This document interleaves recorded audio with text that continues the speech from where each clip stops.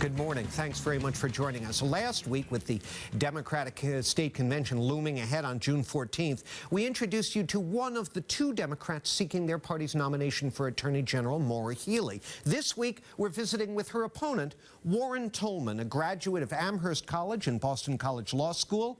Warren served in both the Massachusetts House and Senate, and most recently has been in private legal practice. And there may be a handful of people who recognize you from your TV appearances. Yes, good to have you. Thank you, John. Nice to be with you. Thank you. Do you believe immigration laws, the current immigration laws, should be enforced? I am comfortable seeing that immigration laws should be enforced for violent offenders, people that are clearly endangering the public. And so the secure communities component, which I don't believe is working effectively, is an issue that I think should be addressed. Well, on the day that we taped this, we had to tape well in advance because of some off time that I'm taking.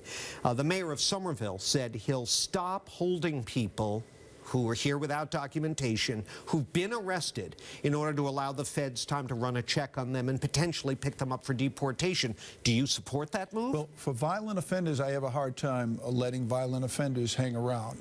But the problem with this issue is for undocumented immigrants, they don't feel comfortable interacting with the police, and that's why states like California and Connecticut have opted out of this program. And I think that we want all individuals who live in the United States, in Massachusetts, to feel comfortable going to the police and engaging the police for their own safety and for the safety of others. So I would like to see the enforcement of this vis-a-vis violent offenders, people we know who are engaged in violent crimes. Well, you keep saying that, Warren, but I'm sure you're familiar with the case of Matthew Denise, the 23-year-old Milford man who was killed by Nicholas Guaman, an illegal immigrant from Ecuador who had been charged previously with assault and battery on a police officer and breaking and entering.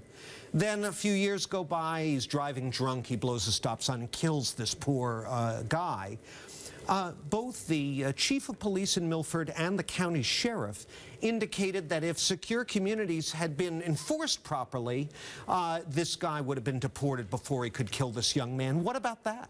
I can't imagine, as a parent of two daughters and a son, I can't imagine that the pain that Matthew's family is going through, and it's just a terrible, terrible thing. But there's an instance where someone assaulting a police officer was clearly engaged in violent crime, and clearly someone who was a violent offender that we should have done what we could to make sure that they're not walking the streets of Massachusetts, period, the end. So there would be an instance where we would have actually apprehended the individual. So you would say to Somerville, don't let someone arrested for a violent, you would say to them, do hold someone arrested for a violent crime until the feds can check him or her out. Where people are engaged in violent crimes, I think we have to treat them differently. You know, in the criminal justice system today, John, I think for nonviolent drug offenders, we're incarcerating way too many people. And our jails are over capacity because of it. We can't deal with underlying issues. And you know, 97% of these people are getting out of jail. So I want to deal with the violent offenders in the most severe way.